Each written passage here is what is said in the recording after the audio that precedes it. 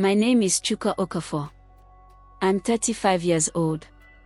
Tall, dark-skinned, with a quiet face that people say hides many secrets. I live in Lekki, Lagos now, but I grew up in the small town of Nsukka, Enugu State. To the outside world, I'm successful. I have a good job as an architect, a beautiful wife named Amora, and we just moved into our new duplex. People look at us and say, God has blessed this couple. But only I know the truth. At night, when Amora is asleep, I sit on the balcony and remember something I buried deep many years ago. Something dark. Something I thought would never come back. But now, it's back. And it's destroying my marriage slowly. Let me take you back to the year 2008. I was 18, just finished secondary school. That time, I was living with my uncle in Nsukka after my father died. Life wasn't easy. I was a church boy outside, but inside, I was desperate. I wanted power, money, respect, anything that would change my situation. That was when I met Ekozona. He wasn't like other boys in the area. He always had money. Fresh clothes. Big Nokia phone. People said he was into something. One day, he called me and said, "Chuka, do you want to suffer forever? Or do you want to join the winning side?" I was curious. I followed him. He took me deep into the bush behind the town, to a small shrine with red cloth tied around trees. There, I met a strange old man, blind in one eye, with white chalk all over his body. His voice sounded like thunder inside a bottle. He looked at me and said, "If you take this oath, you will never lack. But one day, something precious to you will start falling apart." I was young. Stupid. I thought it was just talk. I laughed and said, "Give me the oath." I was told to kneel. A black fowl was killed. My finger was cut, and blood was mixed with palm wine. I drank it. Then I was asked to repeat after him. "I swear by this earth and sky, that if I ever betray this path, or forget those who gave me strength, let love flee from me. Let peace never stay in my home." After that day, everything changed. I got a scholarship. Moved to Lagos. Found connections I never thought possible. Before 30, I was already building estates for millionaires. But now, that oath has come back to collect. It started small. My wife, Amora, began acting distant. No more jokes. No more kisses in the morning. She just became cold. Then she started waking up at night, screaming. She said she was seeing a woman in her dreams, a woman with long hair and red eyes, whispering to her, "Leave him. He belongs to me." I didn't tell her anything. How could I?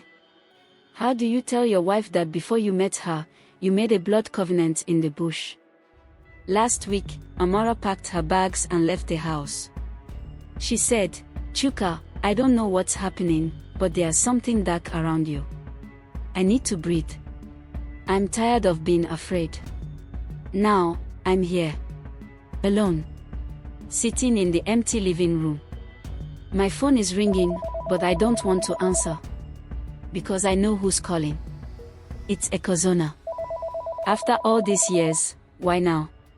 I picked the phone. My hand is shaking. "Hello. Chuka," his voice is still the same. "Calm, slow, dangerous. They said you broke the oath." "What do you mean?" "The woman you married, she's not part of our world. The gods are angry. If you don't do what they ask now, you will lose everything." I dropped the phone. My chest was beating like a drum. I looked at my wedding photo on the wall. Amora's smile was so pure. But now, that smile is gone. And the oath I took, the one I thought I left behind in the bush, it has followed me to Lagos. That night, I didn't sleep. I sat on the floor of my living room, eyes red from thinking too much. Ekozona's words kept ringing in my head. "You broke the oath. The gods are angry. What gods? What kind of power demands your happiness as payment? I thought about Amora.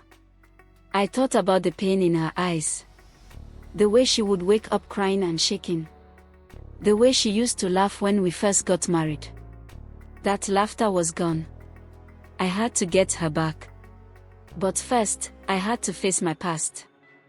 The next morning, I took the first flight to Enugu. From there, I entered a small bus to Nsaka. I hadn't been there in years. Everything looked smaller, older, like it had also carried the weight of time. I went straight to Ekozona's compound. He was waiting for me. His house was quiet.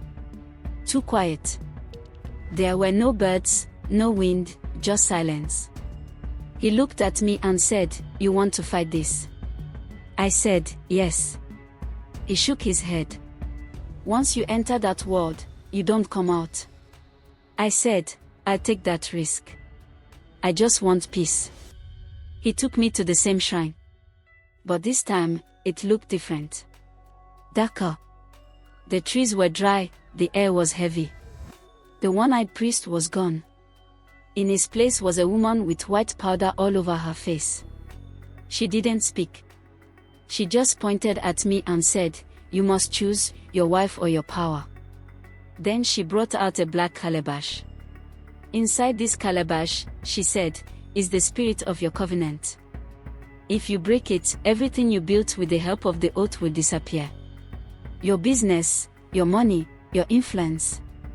But the curse will lift. And your marriage will be saved. I didn't even think twice. I said, "Break it." She looked at me with surprise.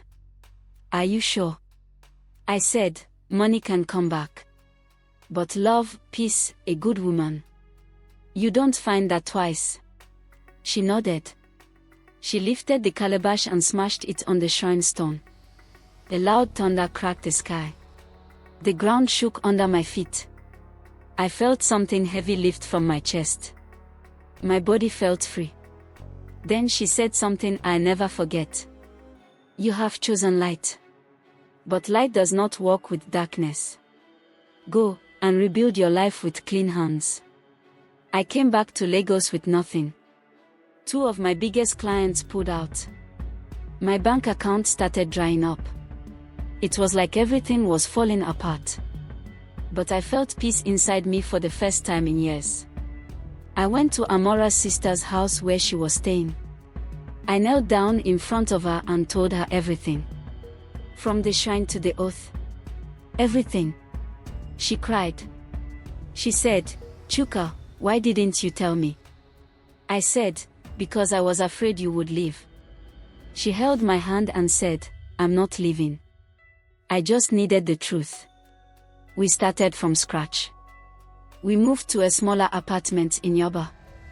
I went back to doing small architectural jobs, renovating shops, designing kiosks. But we were happy. 1 year later, Amara gave birth to our first child. A baby girl. We named her Ifunanya, meaning love. Moral lesson. No amount of money, power, or success is worth sacrificing your peace and your loved ones. There are no shortcuts in life that don't come with a price. Some paths promise gold but end in sorrow. If you have made a mistake in the past, it is never too late to make it right. Because the most powerful thing you can have is a clean heart and a peaceful home. Do you enjoy this story? Don't forget to like, comment and hit that subscribe button to keep you updated on more interesting stories.